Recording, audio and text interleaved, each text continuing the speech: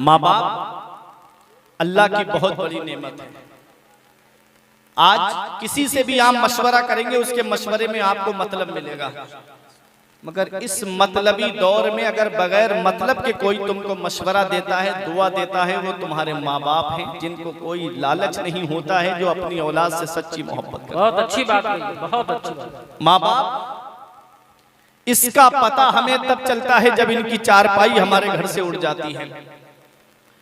आज जब अब्बा जिंदा होते हैं, अम्मी जिंदा होती हैं, तो औलाद बात करना पसंद नहीं करती, और जब माँ बाप में से उनका किसी का इंतकाल हो जाए तो औलाद चारों तरफ से जनाजे की चारपाई को घेर करके कहते हैं कि अब्बा बोलते क्यों नहीं, अम्मी बोलती क्यों नहीं। जब वो बोलते थे तब तुमको उनका बोलना अच्छा नहीं लगता था, आज उनकी आवाज हमेशा के लिए रुक गई तो तुम कहते हो कि अम्मी बोलती क्यों नहीं, अब्बा बोलते क्यों नहीं।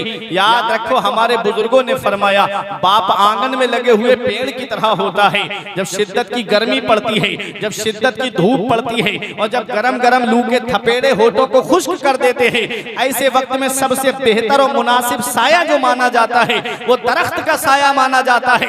आदमी पेड़ के नीचे कुर्सी डाल के बैठ जाए, आराम मिल जाता है, पेड़ के नीचे बैठ जाए, उसे सुकून मिल जाता है। हमारे बुजुर्ग फरमाते हैं, बाप आंगन में लगे हुए पेड़ की तरह होता है, जो खुद तो धूप में जलता रहता है लेकिन अपनी औलाद को साया पहुंचाता है, अपनी औलाद को छांव पहुंचाता है। कभी तुम्हें ये लगे मेरे बाप ने मेरे लिए क्या किया है, तो चले जाया करो कभी कभी पलिया मेन चौराहे की तरफ। ये रात में कोई ऑटो रिक्शा लेके चल रहा है, कोई बस लेकर के जा रहा है, कोई ट्रक लेकर के जा रहा है, कोई फोर व्हीलर लेकर के खड़ा हुआ है। अरे कोई रात के अंधेरे में, चलो देखो बरेली शरीफ की तरफ जा करके पूरी पूरी रात ऑटो रिक्शा लेके लोग गलियों में घूमते हैं। ये एक बाप ही तो है जो सोचता है 4 पैसे जमा हो जाएंगे, मेरी औलाद के खर्चे में काम आएंगे, मेरी औलाद की पढ़ाई में काम आएंगे, मेरी औलाद की तालीम में काम आएंगे। आज वही बेटा पढ़ लिख करके एक आला आदमी बन गया, दौलत उसके पास में आ गई, तो वो आदमी अपने माँ बाप की कदर नहीं करता, माँ बाप की खिदमत नहीं करता। याद रखो, ये रिक्शा चलाने वाला एक बाप है, ये ऑटो चलाने वाला एक बाप है, ये पूरे दिन फलों का ठेला लगा के धूप में खड़ा होने वाला एक बाप है, ये बस चलाने वाला एक बाप है, ये दिल्ली कमाने जाने वाला एक बाप है, ये मुंबई कमाने जाने वाला एक बाप है, ये बेंगलोर कमाने जाने वाला एक बाप है। अरे ये 3-3 साल के लिए सऊदी जाने वाला ये एक बाप है जो सोचता है 4 पैसे जमा हो जाएंगे, मेरी औलाद की पढ़ाई में काम आएंगे, मेरी औलाद के खर्चे में काम आएंगे। ऐ लोगों, माँ बाप अल्लाह की बहुत बड़ी नेमत है। शायर कहता है, इस वक्त के बारे में तो सोचा भी न था, बेटों से ज़ईफ़ी में हुई खत्म रसाई, घर बार तो बांट लिए शौक से फुरकान, हिस्से में किसी के मगर माँ नहीं आई, वक्त ठुकरा देगा एक दिन मेरी सारी ये कुर्बानियां, दामने उम्मीद में फकत नाकामियां रह जाएंगी। शादियों के बाद तो बेटे अलग हो जाएंगे, बाप के हाथों में फकत बैसाखियां रह जाएंगी। अरे धूप कैसी भी हो साया नहीं खोने देता, राह कैसी भी हो बेबस नहीं होने देता, बेच के अपना लहू चाहे वो रोटी लाए, बाप औलाद को भूखा नहीं सोने देता। वाह वाह वाह वाह, नारे तकबीर, नारे रिसाला, मसलके आला हज़रत, अज़मते वालिदैन। वाह वाह, माशाअल्लाह। बेच के अपना लहू चाहे वो रोटी लाए, बाप औलाद को भूखा नहीं सोने देता। माशाअल्लाह माशाअल्लाह। बाप अल्लाह की बहुत बड़ी नेमत है। इसका पता तब चलता है जब इनकी चारपाई हमारे घर से उड़ जाती है। आज माँ बाप एक एक पैसे की दवाई के लिए परेशान हैं और बेटा नैनीताल की सैर करके आ रहा है। अल्लाह अल्लाह। माँ बाप एक एक पैसे के लिए परेशान और बेटा है कि अजमेर की बड़ी डेग में पैसे डाल के आ रहा है। नबी फरमाते हैं, जिससे उसके माँ बाप राजी उससे अल्लाह राजी, उसका रसूल राजी। वाह वाह वाह। और जिससे उसके माँ बाप नाराज उससे ना अल्लाह राजी ना उसका रसूल राजी। अब्बा की आंख का जो चश्मा ना ला सके, मैयत पे आ रहे हैं हवाई जहाज से। अल्लाह अल्लाह। ये हाल है आज की औलाद का। याद रखना, जश्न गौसुल वरा से एक पैगाम लेकर के जाओ, अगर माँ बाप जिंदा हैं तो उनकी कद्र कर लो, अगर माँ बाप हयात हैं तो उनकी खिदमत कर लो। जिस दिन इनकी चारपाई घर से उठ गई, उस दिन कोई सच्चे दिल से दुआ देने वाला नसीब नहीं होता। आज बेटा घूमने चला जाए, माँ फोन करके कहती, मेरे लाल इतनी रात हो गई अभी तक घर पे नहीं आए, तो बेटा माँ से गुस्से में कहता है, क्यों मुझे फोन करके परेशान करती है, मैं अपने दोस्तों के साथ पार्टी करने आया हूँ, मेरे भी तो कुछ शौक अरमान है। जब बेटा गुस्से में माँ का फोन काट देता है, आज जिस माँ का तुमने फोन काट दिया, जिस वालिद का तुमने फोन काट दिया गुस्से में, एक दिन आएगा जिस दिन इनका साया सर से उठ गया, उस दिन कोई खैरियत लेने वाला तक नहीं, उस दिन कोई तुमको फोन करके ये तक नहीं पूछेगा कि कहाँ पहुंचे कहाँ नहीं पहुंचे। ये माँ बाप हैं जिनको रात में नींद नहीं आती, औलाद बाहर चली जाए कि मेरा बेटा बाहर चला गया, बेटा बाहर कमाने चला जाए, तब भी माँ बाप को नींद नहीं आती जब तक फोन पे बात करके ये नहीं पूछ लेते मेरे लाल तुमने खाना खाया कि नहीं खाया, मेरे लाल तुम सुकून में हो कि नहीं हो। जब तक ये पता नहीं चल जाता तब तक माँ बाप को जो है वो चैन की नींद नहीं आती। आज वही औलाद 4 पैसे कमाने लगे, थोड़ी सी दौलत पास में आ जाए, माँ बाप का बिस्तर घर से बाहर, बुढ़ापे में बंटवारा होता है माँ बाप का माज़अल्लाह कि बाप मेरे घर खाएगा, माँ तेरे घर पे खाएगी। किस्मत वाला है वो बेटा जिसके हिस्से में माँ बाप आते हैं, नसीब वाला है वो बेटा जिसके हिस्से में माँ बाप आते हैं, शान वाला है वो बेटा जिसके हिस्से में माँ बाप आते हैं। किसी को घर मिला हिस्से में या कोई दुकान आई, मैं घर में सबसे छोटा था, मेरे हिस्से में माँ आई। वाह वाह वाह। है लोगों, गौसे आजम की वालिदा ने ये नहीं कहा बेटा तू मुझे अब बुढ़ापे में छोड़ के जा रहा है, नहीं कहा, अपने एहसान भी नहीं गिनाए। गौसे आजम की वालिदा ने कहा जा मेरे बेटे इल्म हासिल करने जा। गौसे आजम बगदाद आए और आकर के मदरसे में आपने तालीम हासिल की। ये मदरसे से जुड़े हुए हमारे असातिज़ा हैं, आप इनसे मालूम करें, ये तलबा हैं जिन्होंने मदरसे में तालीम हासिल की है। आज तो उम्दा खानों का इंतजाम है मदरसों के अंदर, आज तो रहन सहन का अच्छा इंतजाम है मदरसों के अंदर, गर्मी के मौसम में पंखों का इंतजाम है, जाड़ों के मौसम में हीटर का इंतजाम है, आज तो बहुत सुकून है मदरसों के अंदर। गौसे आजम फरमाते हैं जब मैं मदरसा पढ़ने के लिए गया, मैं कई कई दिन के फाके करता था, मुझे कई कई दिन तक खाना नहीं मिलता था। गौसे आजम कहते हैं मैंने दरख्तों के पत्ते खा के गुजारा किया, मैंने दरख्तों की छाले खा करके गुजारा किया। सरकार गौसे आजम कहते हैं एक दिन भूख ने जब ज्यादा बेचैन कर दिया तो मैं कर्क के खंडरात की तरफ गया कि कोई मुबाह चीज मिल जाए उठा के खा लूं। वहां और फकीर 40 फकीर भूख भूख चिल्ला रहे थे। आप वापस आ गए, मस्जिद में नमाज पढ़ने लगे। नमाज से जब फारिग हुए, एक मुसाफिर खाना खा रहा था, आपके दिल में ख्याल आया कि मुझे खाने में शरीक कर ले। उसने कहा आओ बेटा खाना खा लो। गौसे आजम कहते हैं मैं खाना खाने के लिए बैठ गया, जब मैं बैठा तो उसने मुझसे पूछा बेटा कहाँ पढ़ते हो? मैंने कहा मदरसा निजामिया में पढ़ता हूँ। कहा बेटा मदरसा निजामिया में कस्बा जीलान के मोहल्ला नीव के सादात घराने का एक बेटा पढ़ता है जिसका नाम अब्दुल कादिर है, क्या तुम उसे जानते हो? कहा क्या काम है उससे? कहा मैं उनके मोहल्ले का रहने वाला हूँ। जब मैं बगदाद आ रहा था उनकी माँ ने थोड़ा सोना दे के मुझसे कहा था कि मेरा बेटा बगदाद में इल्म हासिल कर रहा है, ये सोना मेरे बेटे को बगदाद में दे देना, मेरे बेटे के खर्चे में काम आएगा। कई दिन से मैंने उसे ढूंढा, वो बेटा मुझे नहीं मिला, क्या तुम उसे जानते हो? मेरे गौस फरमाते हैं जिस अब्दुल कादिर को तुम तलाश कर रहे हो वो अब्दुल कादिर मैं ही तो हूँ, वो अब्दुल कादिर मैं ही हूँ। उसने कहा बेटा माफ कर देना, मैंने तुम्हारा थोड़ा सोना बेच दिया है, मेरे पैसे खत्म हो गए, उसी से ये खाना खरीद के लाया हूँ। ऐ लोगों देखो ये गौसे आजम है, गौसे आजम। आपका दिल किसी और के खाने की तरफ माइल नहीं होता है, अगर माइल होता है तो अपने ही खाने की तरफ माइल होता है, वो गौसे आजम है। कई कई दिन के फाके उठाए आपने, दरख्तों के पत्ते खाकर गुजारा किया, छाले खा करके गुजारा किया।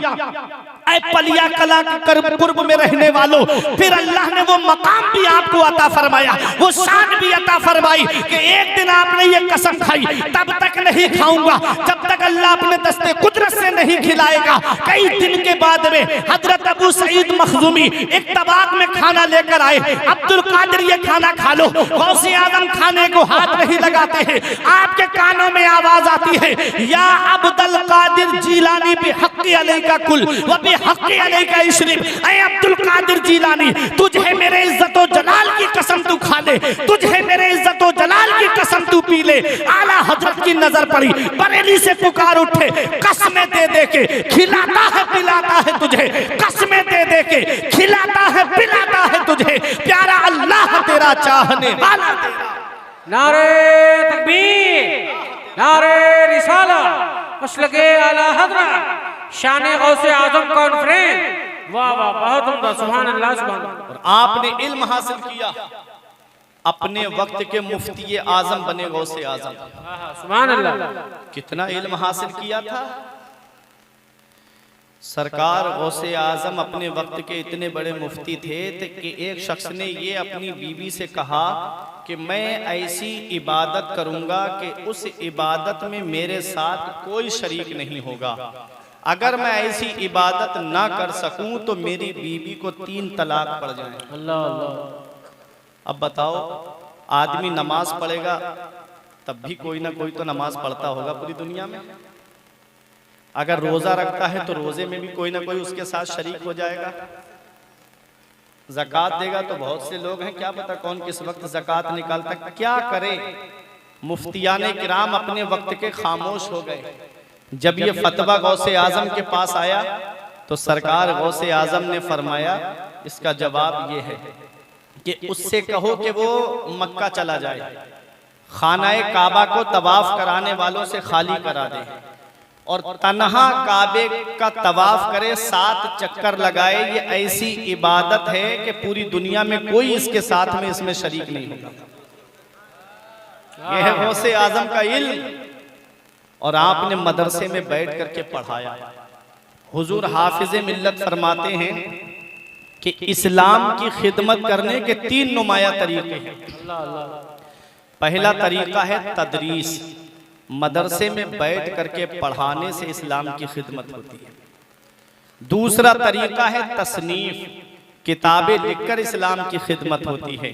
और तीसरा तरीका है तकरीर, वाज के जरिए इस्लाम की खिदमत होती है।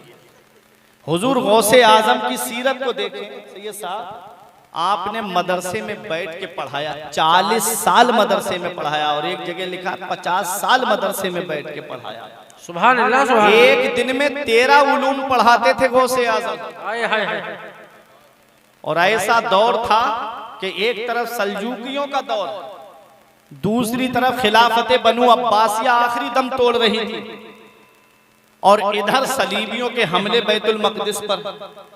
ऐसे दौर में गौसे आजम ने मदरसे में बैठ करके इस्लाम की खिदमत की और ऐसी टीम तैयार की गौसे आजम ने कि उस टीम ने दुनिया के कोने कोने पे जाकर के इस्लाम की खिदमत की।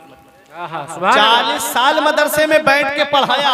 हर साल आपके मदरसे से 3000 तालिबे इल्म आलिम फाजिल बनकर के निकला करते थे। गौसे आजम उस जात का नाम है कि जिन्होंने 1,30,000 आलिम इस कौम को अता फरमाए। क्या बात है, सुभान अल्लाह। 1,30,000 आलिम गौसे आजम ने इस कौम को अता फरमाए हैं। जब सुल्तान सलाहुद्दीन अय्यूबी ने बैतुल मक़दिस पर हमला किया तो उनके लश्कर में जो सिपाही थे वो गौसे आजम के मदरसे के पढ़े हुए थे। जो मुजाहिदीन इस्लाम थे वो अक्सर गौसे आजम के मदरसे के पढ़े हुए थे। वो सुल्तान सलाहुद्दीन अय्यूबी पूरी जिंदगी तलवार चलाते रहे, पूरी जिंदगी जंग लड़ते रहे। मौत आई तो बिस्तर पे आई। किसी ने कहा, ओ सलाहुद्दीन अय्यूबी, तुम्हारी गर्दन किसी तलवार से क्यों नहीं कटी, पूरी जिंदगी जंग लड़ते रहे। तो सलाहुद्दीन अय्यूबी का जवाब सुनो। कहते हैं कि कोई तलवार ऐसी बनी ही नहीं है जो सलाहुद्दीन की गर्दन को काट दे। कहा, किस बिना पे कहते हो? कहा, बचपन में जब मेरे वालिद नजमुद्दीन अय्यूब मुझे गौसे आजम की बारगाह में लेकर गए, बोले मेरे बेटे के लिए दुआ कर दो, तो गौसे आजम ने मेरी गर्दन पे हाथ रख के कहा था, ये बच्चा फातिह इस्लाम है, ये बच्चा मुजाहिद इस्लाम है, ये बच्चा मुसलमानों का किबले अव्वल बैतुल मक़दिस को फतह करेगा। सुल्तान सलाहुद्दीन अय्यूबी कहते हैं, जिसकी गर्दन पर गौसे आजम का हाथ रखा हुआ हो उसकी गर्दन को कोई तलवार काट नहीं सकती है। क्या दबे जिस पे हिमायत का हो पंजा तेरा, क्या दबे जिस पे हिमायत का हो पंजा तेरा, शेर को खतरे में लाता नहीं कुत्ता तेरा। नारे तकबीर, नारे रिसालत, मसलके आला हज़रत मज़हबे इस्लाम, शान गौसे आजम कॉन्फ्रेंस। वाह वाह माशाअल्लाह। वो है सरकार गौसे आजम। किताबें लिख करके आपने इस्लाम की खिदमत की। फुतूहुल गैब किताब लिखी गौसे आजम ने। मेरी बात समझ में आ रही है आप लोगों के? आप परेशान तो नहीं हो रहे? एक बार हाथ उठा के या गौसे आजम बोले माशाअल्लाह। नारे की जिम्मेदारी हमारे तारिक भाई को दे दी आपने। कभी कभी आप लोग भी बीच कुछ जो है गौसे आजम के नाम का नारा लगा दिया करते। ये फरिश्ते बैठे हैं कांधे पे, एक नेकियां लिखने पर है, एक बुराइयां लिखने पर है। सियासी मामलात में तो हम पूरे पूरे दिन हलक फाड़ फाड़ के नारे लगाते हैं। अरे गौसे आजम के नाम का नारा लगाओगे तो ये जगह कयामत के दिन गवाही देगी कि फला जगह गौसे आजम के नाम का नारा लगा था, वाह वाह वाह, के नाम का नारा लगा था। तो लगाया करो और या अल्लाह या रसूल या गौस पुकारते रहा करो। सरकार गौसे आजम ने किताबें लिख के इस्लाम की खिदमत की। फुतूहुल गैब लिखी गौसे आजम ने, गुनियतुत तालिबीन लिखी गौसे आजम ने, कुरान की तफसीर तफसीर जिलानी आप पढ़ करके देखें कितनी किताबें हैं। मैं नाम उनके गिनाऊंगा, वक्त ज्यादा हो जाएगा। गौसे आजम ने किताबें लिख के इस्लाम की खिदमत की। अब तीसरा तरीका बचा तकरीर, वाज के जरिए इस्लाम की खिदमत की गौसे आजम ने। देखो सुनो, मदरसे से हर आदमी फायदा नहीं उठा सकता, किताबों से हर आदमी फायदा नहीं उठा सकता। मदरसे से वही फायदा उठाएगा जो पढ़ने के लिए मदरसा जाएगा। किताबों से वही फायदा उठाएगा जो पढ़ा लिखा होगा, वो किताबें पढ़ करके अपने आमाल की इस्लाह कर लेगा। तीसरा तरीका बचा तकरीर, वाज के जरिए इस्लाम की खिदमत होती है। तकरीर से वो लोग भी फायदा उठाते हैं जो पूरे दिन अपना काम से चले जाते हैं, शाम को जलसे में आकर के वाज को सुन करके अपने आमाल की इस्लाह करते हैं। अब इस वाज को भी हंसी मजाक का जरिया बना दिया गया, तकरीरों को भी हंसी मजाक ठट्टे का जरिया बना दिया गया। जो जितना ज्यादा हंसाए उतना ही ज्यादा सुबह को आदमी कहता है जलसे में मजा बहुत है। जलसे मजे के लिए मत सुना करो, अपने आमाल की इस्लाह किया करो। हक है, हक है। और तकरीर कोई हल्का काम नहीं है जी, ये उलमा गवाही देंगे। सैयद साहब की मौजूदगी में बोल रहा हूं मैं, तकरीर कोई हल्का काम नहीं है। अगर तकरीर करना कोई हल्का काम होता, कोई मामूली काम होता, तो नबी गौसे आजम के ख्वाब में आके ये नहीं फरमाते कि बेटा अब्दुल कादिर तकरीर किया करो, बेटा अब्दुल कादिर वाज क्यों नहीं कहते। तो गौसे आजम ने कहा कि मैं अजम का रहने वाला और ये बगदाद अरब में है और यहाँ फसीह व बलीग लोग हैं, इनकी फसाहत व बलागत मशहूर है, मैं इनके सामने बयान कैसे करूं। तो नबी ने फरमाया बेटा अपना मुंह खोलो। गौसे आजम ने मुंह खोला, नबी ने अपना लुआबे दहन 7 मरतबा गौसे आजम के मुंह में डाला। सुभान अल्लाह, सुभान अल्लाह। नबी का लुआबे दहन, वो नबी का लुआबे दहन जब हजरत अबू बकर सिद्दीक के पैर में सांप काट ले, तो सांप अगर काट ले तो उसका इलाज आप जानते ही हो, आदमी ढूंढता फिरता है कि कहां इसका इलाज कराएं। सहाबी का अकीदा देखें, सांप ने काटा, किसी हकीम के पास नहीं गए, नबी की बारगाह में अर्ज करते हैं या रसूल अल्लाह मेरे पैर में सांप ने काट लिया है। नबी ने अपना लुआबे दहन लगा दिया, सांप के जहर का असर दूर हो गया। आला हजरत फरमाते सिद्दीक बल्कि गार में जा अपनी दे चुके और हिफ्ज़े जान तो जान फुरूज़े गुरर की है। मौला अली शेर खुदा की आंखें आ गईं, नबी की बारगाह में अर्ज किया या रसूल अल्लाह मेरी आंखें आ गई हैं। तो नबी ने अपना लुआबे दहन लगा दिया, तो मौला अली शेर खुदा की दुखती हुई आंखें शिफायाब हो गई। वो नबी का लुआबे दहन, वो नबी का लुआबे दहन कि एक सहाबी के पैर की पिंडली टूट गई, पैर की पिंडली टूट गई। हमारे यहाँ पैर में फ्रैक्चर हो जाए तो कम से कम 1 महीना प्लास्टर चढ़ा रहता है और पैर एक जगह रखा रहता है, चारपाई पे ऐसे ही लेटा रहता है आदमी। वरना अगर ज्यादा फ्रैक्चर हो जाए तो 2 महीना राड भी पड़ जाती है। सहाबी का अकीदा देखें, पैर की पिंडली टूट गई, नबी की बारगाह में आके अर्ज करते हैं या रसूल अल्लाह मेरे पैर की पिंडली टूट गई है। नबी ने अपना लुआबे दहन लगाया और पैर जहां पिंडली टूटी हुई थी लुआबे दहन लगाया, पिंडली शिफायाब हो जाती है, पैर ठीक हो जाता है। आला हजरत पुकार उठे शाफी ओ नाफी हो तुम, काफी ओ वाफी हो तुम, दर्द को कर दो दवा तुम पे करोड़ों दुरूद। माशाअल्लाह माशाअल्लाह। एक सहाबी हैं हजरत कतादा, उनकी आंख में एक जालिम ने तीर मारा, जैसे ही तीर आंख में लगा आंख का ढेला निकल के बाहर आ गया, हथेली पे रख के आंख का ढेला नबी की बारगाह में आए। अल्लाह अकबर, सहाबी हैं, नबी की बारगाह में अर्ज करते या रसूल अल्लाह, तीर लगा है मेरी आंख में दुश्मन का और आंख का ढेला मेरी हाथ पर आ गया है। नबी ने ये नहीं फरमाया हकीम के पास जाओ, किसी सर्जन के पास जाओ, नहीं नहीं प्यारे मुसलमानों, नबी ने फरमाया आओ मेरे करीब आओ। अपना लुआबे दहन आंख के दीदे पर लगाया और उसको आंख के हल्के में फिट कर दिया। सहाबी का बयान है कि मेरी आंख में पहले से ज्यादा रोशनी आ गई। आला हजरत पुकार उठे, आंख अता कीजिए उसमें जिया दीजिए, आंख अता कीजिए उसमें जिया दीजिए, जलवा करीब आ गया तुम पे करोड़ों दुनिया। वो है नबी का लुआबे दहन, वो है नबी का लुआबे दहन।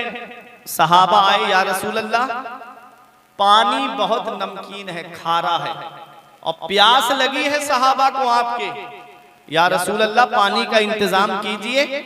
नबी ने खारी कुएं के अंदर अपना लुआबे दहन डाल दिया। आज वो बीरे शिफा बन गया। लोग वहां से पानी लेके आते हैं और किसी बीमार को पिला देते हैं तो वो शिफा याब हो जाता है। इतना मीठा पानी हो गया वहां का कि किसी कुएं का इतना मीठा पानी नहीं था जितना उस नमकीन और खारे कुएं का पानी जिसमें नबी ने लुआबे दहन डाला था और वो मीठा हो गया था। आला हजरत फरमाते जिससे शीरी, जिससे खारी कुएं शीरिये जा बने, जिससे खारी कुएं शीरिये जा बने, उस जुलाले हलावत पे लाखों सलाम। वो लुआबे दहन नबी ने अपने गौसे आजम के मुंह में डाला 7 मरतबा। आप बेदार हुए, जोहर की नमाज पढ़ी, जोहर की नमाज के बाद मिंबर पे बैठे आप बाज कहने के लिए, तकरीर करने के लिए।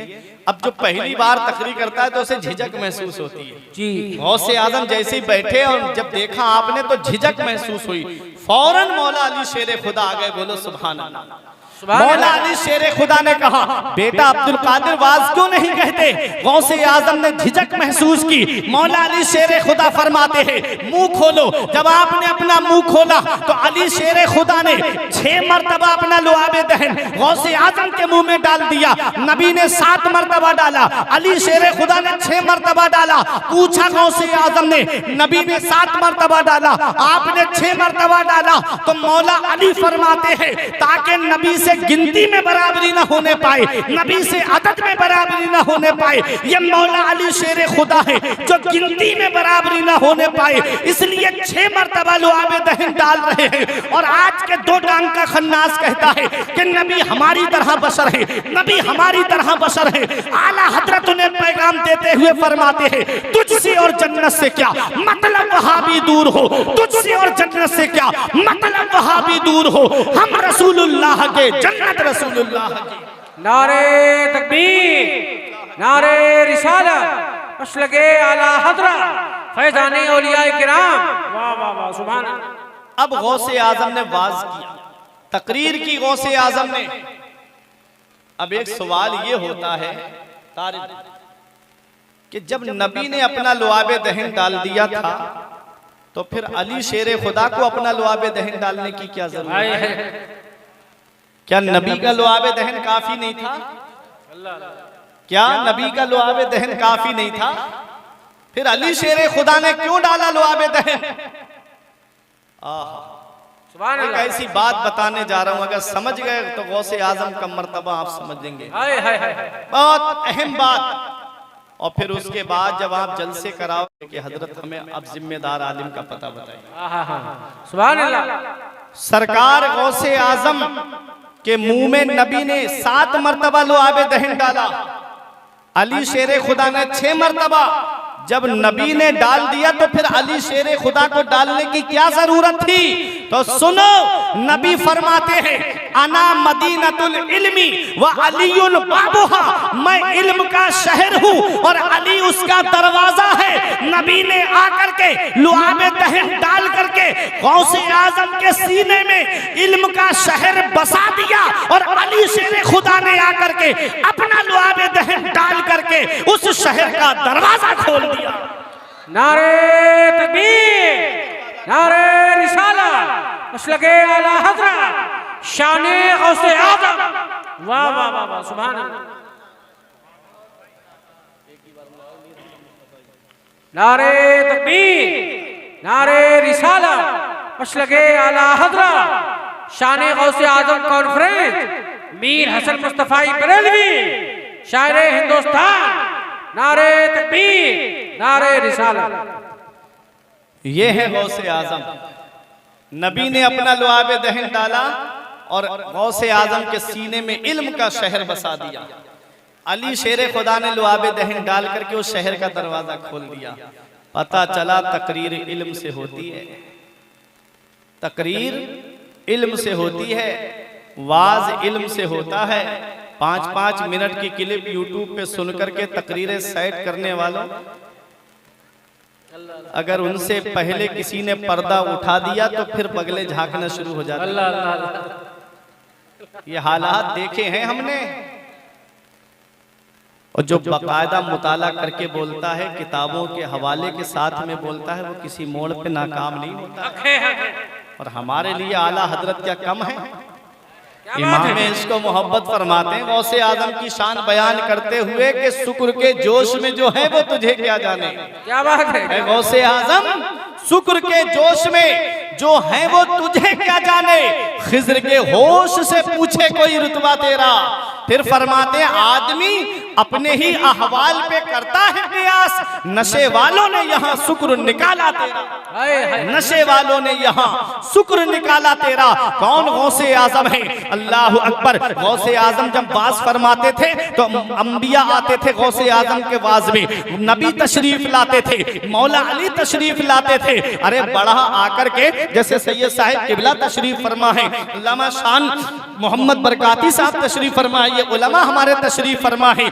मैं उम्र में इनसे छोटा हूँ, ये आकर के मेरी पुष्ट पनाही करें, मेरी पीठ पर अपना हाथ रखें, मेरी हौसला अफजाई के लिए आ जाएं, तो क्या इनकी बेइज्जती है इसमें? नहीं, इनकी बेइज्जती नहीं है, इनकी भी इज्जत है। और इन्होंने आकर के मेरी भी इज्जत को बढ़ाया है। सरकार गौसे आजम जब वाज फरमाते थे तो नबी तशरीफ लाते थे, गौसे आजम के वाज में मौला अली तशरीफ लाते थे। गौसे आजम जब वाज फरमाते थे और गौसे आजम की हौसला अफजाई फरमाते थे। शुरू में कम लोगों का मजमा, फिर 70-70 हजार का मजमा होता था। और ऐ चंदन चौकी के करीब रहने वालों, देखो गौसे आजम को अल्लाह ने वो कमाल अता फरमाया। आज तो माइक का दौर है, आज तो साउंड सिस्टम का दौर है। कभी आकर के आप देखते होगे, कभी शायर या खतीब या नकीब आकर के साउंड पे आकर के कहते हैं, कभी कहते हैं बेस कम करो, कभी कहते हैं ट्रेवल बढ़ाओ, कभी कहते हैं मास्टर से आवाज बढ़ाओ, कभी कहते हैं इको कम करो। ये आवाज समझ में आनी चाहिए, आवाज बढ़ाओ ताकि दूर आवाज पहुंच जाए। आज हम माइक से आवाज थोड़ी दूरी पर नहीं पहुंचा पाते। हाल ये है कि थोड़ी दूरी पर हमारी आवाज नहीं पहुंचती। इतना साउंड सिस्टम का दौर होने के बावजूद, वाह मेरे गौसे आजम, तेरी अजमत का कोई जवाब नहीं है, तेरी शान का कोई जवाब नहीं है, तेरी बुलंदी का कोई जवाब नहीं है, तेरे मकाम सुरैया का कोई जवाब नहीं है, तेरे मकाम उज़्मा का कोई जवाब नहीं है। गौसे आजम जब वाज फरमाते थे तो गौसे आजम की तकरीर को, वाज को जितना सामने बैठने वाला सुना करता था, उतनी ही आवाज सबसे पीछे बैठने वाला सुना करता था। वाह वाह वाह वाह वाह माशाअल्लाह। गौसे आजम का वाज कि जिसमें सिर्फ इंसान ही नहीं शामिल होते थे, जिन्नात भी शामिल होते थे। एक साहब ने अमल किया था जिन्न को कब्जे में करने का। जब जब वो वजीफा पढ़ते जिन्न हाजिर हो जाता। एक दिन 3 बार वजीफा पढ़ा, जिन्न आया ही नहीं। चक्कर में पड़ गए कहीं वजीफा गड़बड़ा तो नहीं गया। शाम के वक्त में उन्होंने कहा लाओ एक बार और चेक करके देखूं। जब पढ़ा तो फौरन जिन्न हाजिर हो गया। कहने लगा जिन्न से कि दोपहर मैंने बुलाया तो क्यों नहीं आया? तो जिन्न कहता है हर वक्त मत बुलाया करो, हर वक्त मत पढ़ा करो वजीफा। कहा क्यों? कहा जब हम गौसे आजम की मजलिस वाज में होते हैं तो हम पर कोई वजीफा काम नहीं करता, हम पर कोई अमल काम नहीं करता। आहा, मेरे गौस फरमाते हैं कुछ इंसानों के भी पीर हैं, कुछ जिन्नात के भी पीर हैं। अना शैखुल कुल, मैं सबका पीर हूँ, मैं पीराने पीर हूँ। ताज शरिया पुकार उठे पीरों के आप पीर हैं या गौस अल मदद, अहले सफा के मीर हैं या गौस अल मदद। सदका रसूले पाक का झोली में डाल दो, हम कादरी फकीर हैं या गौस अल मदद। हम कादरी फकीर हैं या गौस अल मदद, वो हैं सरकार गौसे आजम। आपके वाज में 400 उलमा आगे कलम और दवात लेके बैठते थे आपकी तकरीर को लिखने के लिए। वो मकाम दिया अल्लाह ने गौसे आजम को। आपने तदरीस की मसनद भी संभाली, किताबें लिख करके इस्लाम की खिदमत की, तकरीर के जरिए इस्लाम की खिदमत की, मुरीद करके भी लोगों इस्लाम की खिदमत की है गौसे आजम ने हर तरीके से। फिर मुसल्ला इमामत को भी आपने संभाला, वहां से भी इस्लाम की खिदमत की। अल्लाह अकबर, ये गौसे आजम है। वो मकाम मिला गौसे आजम को, वो अजमत मिली गौसे आजम को कि बड़े बड़े औलिया किराम गौसे आजम की अजमत का एतराफ करते थे। गौसे आजम की अजमत के सामने अपने सरे तस्लीम खम करते हुए नजर आते थे। शेख अबुल वफा एक अल्लाह के वली हैं, बगदाद में जब वाज फरमाते थे तो गौसे आजम उनका वाज सुनने के लिए गए। उन्होंने कहा कि इस लड़के को बाहर निकाल दो। 3 मरतबा गौसे आजम को मजलिस वाज से बाहर निकाला गया। अब इतना बड़ा मजमा है, इसमें से मैं किसी एक का नाम लूं और मैं कहूं इसको बाहर निकाल दो, तो आप मुझे नहीं देखोगे, जिसको निकाला जा रहा है उसको आप देखोगे।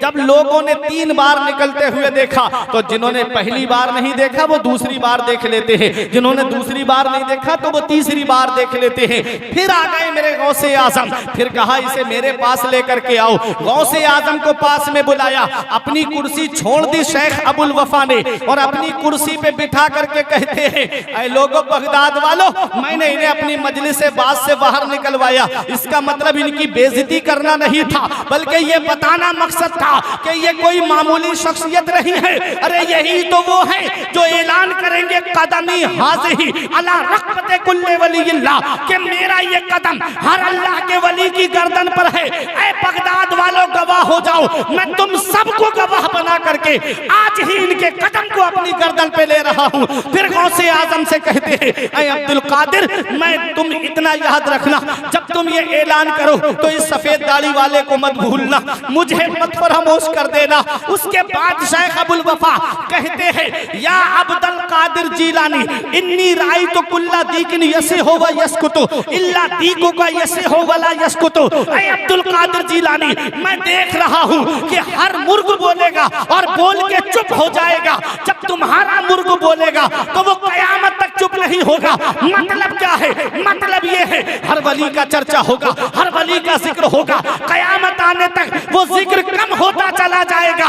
और गौसे आजम का वो मकाम है कि जब आपका चर्चा होगा तो वो कम नहीं होगा बल्कि बढ़ता चला जाएगा। आला हजरत पुकार उठे, मुर्ग सब बोलते हैं, बोल के चुप रहते हैं, मुर्ग सब बोलते हैं, बोल के चुप रहते हैं। हाँ असील एक नवा संज रहेगा तेरा, वरफाना लका, जिक्र का है साया तुझ पर, जिक्र ऊंचा है तेरा, बोल है बाला तेरा, तू घटाए से किसी के ना घटा है ना घटे, जब बढ़ाए तुझे अल्लाह ताला तेरा। नारे तकबीर, नारे रिसाला, मसलके आला हज़रत शानी गौसे आज़म शहज़ादे गौसे आज़म मुफ्ती फुरकान रज़ा मंजरी।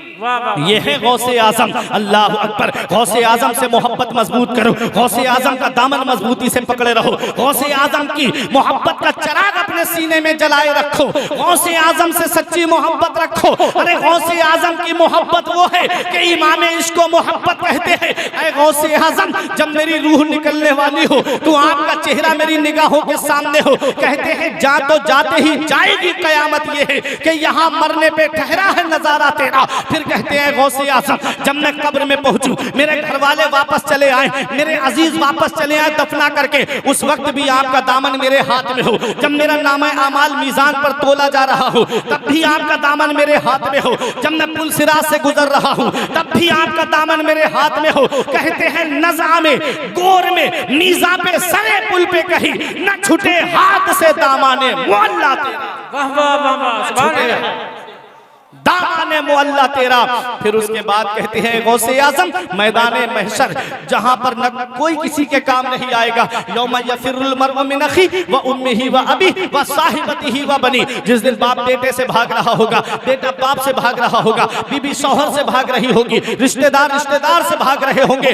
वहां मैदान हश्र में मैं सुकून में होऊंगा, मैं इत्मीनान में होऊंगा। आला हजरत जवाब देते हैं, धूप महशर की वो जहां सोज कयामत है, मगर धूप महशर की वो जा सोज कयामत है, मगर मुतमईन हूं कि मेरे सर पे है साया तेरा। मुतमईन हूं कि मेरे सर पे है साया तेरा। ये गौसे आजम की मोहब्बत है, ये गौसे आजम से सच्चा इश्क है। मेरे गौस का मकाम और मेरे गौस की अजमत। आला हजरत जब नबी की बारगाह में जाते हैं तब भी तन्हा नहीं जाते, वसीला लेके जाते हैं गौसे आजम का, और कहते हैं तेरी सरकार में लाता है रजा उसको शफी, जो मेरा गौस है और लाडला बेटा तेरा। माशाअल्लाह। और जब गौसे आजम की बारगाह में जाते हैं तब भी तन्हा नहीं गए, कहते हैं तुझसे दर से सग, और सग से है मुझको निस्बत। यही शेर सुनो, तकरीर खत्म। तुझसे दर से सग, और सग से है मुझको निस्बत। सग माने कुत्ता, डॉग। कहते हैं ऐ गौसे आजम आपका दरबार, आपके दरबार का लंगर खाना, लंगर खाने पे पड़ी हुई हड्डियां, उन हड्डियों पे गुजर बसर करने वाला कुत्ता, उस कुत्ते से अहमद रजा को निस्बत है। तुझसे दर से सग, और सग से है मुझको निस्बत। मेरी गर्दन में भी है दूर का डोरा तेरा। वाह वाह। मेरी गर्दन में भी है दूर का डोरा तेरा। और सुनो, ये डोरा कोई मामूली डोरा नहीं है, ये कोई मामूली डोरा नहीं है। फरमाते हैं इस निशानी के जो सग हैं नहीं मारे जाते। अरे बोलो मोहब्बत से सुभान अल्लाह। गौसे आजम के जिक्र की महफिल में आप बैठो और इतने खामोश। कहते हैं इस निशानी के जो सग हैं, सग माने कुत्ता, इस निशानी के जो कुत्ते हैं नहीं मारे जाते। कुत्ते दो तरह के होते हैं, एक होता है पालतू और एक होता है फालतू। जी। कभी पलिया कला में आप गए होगे ना शहर में, तो सुबह के टाइम पे कोई कुत्ते को टहलाता हुआ रोड पे फिरते हैं, नहीं, पट्टा गर्दन में पड़ा होता है, उसका हाथ उसका एक सिरा उसके मालिक के हाथ में होता है और वो टहलाता हुआ फिरता है रोड पे। और एक वो कुत्ता है जो आपके यहाँ रामगढ़ चंदन चौकी में गलियों में घूमता है, रात में आपके ऊपर भौंके तो आप ईंट से मारो कोई कुछ नहीं कहेगा, डंडा मारो कोई कुछ नहीं कहेगा, पत्थर मारो कोई कुछ नहीं कहेगा। और एक वो कुत्ता है जिसे उसका मालिक टहरा रहा है, एक डंडा मार के दिखाना उस कुत्ते के। अल्लाह। इतने महंगे महंगे कुत्ते खरीद के ला रहे हैं ना, आदमी को कारों में बैठना नसीब नहीं हो रहा और कुत्ते कारों में टहल रहे हैं। जी सच्ची बात बता रहा हूँ। अगर हल्का सा उसका जिस्म गर्म हो जाए ना, तो हमारे यहाँ पर IBRI में लेके जाते हैं, जो जानवरों का अस्पताल है। इंसान बीमार पड़ा कोई नहीं, कुत्ता बीमार नहीं होना चाहिए। कुत्ते से इतनी मोहब्बत है, उसको आप मार के दिखाइएगा, जिसको आदमी तुरंत हॉस्पिटल लेके जा रहा है, उस कुत्ते को हल्का सा जिस्म गर्म हो जाए उसका, थोड़ा सा आंख से पानी टपकने लगे, फौरन अस्पताल। अरे कुत्ते को दिखाओ, बहुत महंगा कुत्ता मंगाया, बाहर से मंगाया है, उसको टहलाता हुआ जो रोड पे मिलता है, आप उसे एक डंडा मारेंगे आ जाएगा आगे निकल। तेरी हिम्मत कैसे हुई, तूने कुत्ते को हाथ लगाया, तूने मेरे कुत्ते को मारा क्यों? आप कहोगे अरे अभी एक कुत्ते को चंदन चौकी में मार के आ रहा हूं, वो भी कुत्ता है और ये भी कुत्ता है। वो कहेगा जाके आंख का इलाज करा, तुझे कुत्ते कुत्ते में फर्क नजर नहीं आया? एक कुत्ता पालतू होता है और एक फालतू होता है। जिसे तू मार के आया है वो फालतू है, ये मेरा पालतू है, ये इसका मालिक मैं हूँ। इसकी गर्दन में जो पट्टा पड़ा है ये मेरी गुलामी का पट्टा पड़ा है। ये पट्टा बता रहा है कि इसका मैं मालिक हूँ, ये मेरा गुलाम है। पता चला अरे जब दुनिया का कुत्ता अपनी गर्दन में किसी दुनियादार की गुलामी का पट्टा डाल ले तो वो मार से बच जाता है। चंदन चौकी में रहने वालों, हमने अपनी गर्दन में किसी दुनियादार की गुलामी का पट्टा नहीं डाला है। हमारी गर्दन में जो पट्टा पड़ा है वो गौसे आजम की गुलामी का पट्टा पड़ा है, गरीब नवाज की गुलामी का पट्टा पड़ा है। हम यहाँ दुनिया में भी आराम से रहेंगे, कब्र में भी आराम से रहेंगे। और जब मैदान हश्र होगा, जब फरिश्ते उन्हें पकड़ के जहन्नम की तरफ ले जा रहे होंगे कि जो वलियों की शान में गुस्ताखी करते थे, उनकी कब्र को मिट्टी का ढेर बताते थे, जब गौसे आजम के गुलाम पे नजर पड़ेगी तो आपस में कहेंगे इसको मत पकड़ना, इसकी गर्दन में गौसे आजम की गुलामी का पट्टा पड़ा हुआ है, इसकी गर्दन में गौसे आजम की गुलामी का पट्टा है। फरमाते हैं इस निशानी के जो सग हैं नहीं मारे जाते, इस निशानी के जो सग हैं नहीं मारे जाते, हश्र तक मेरे गले में रहे पट्टा तेरा।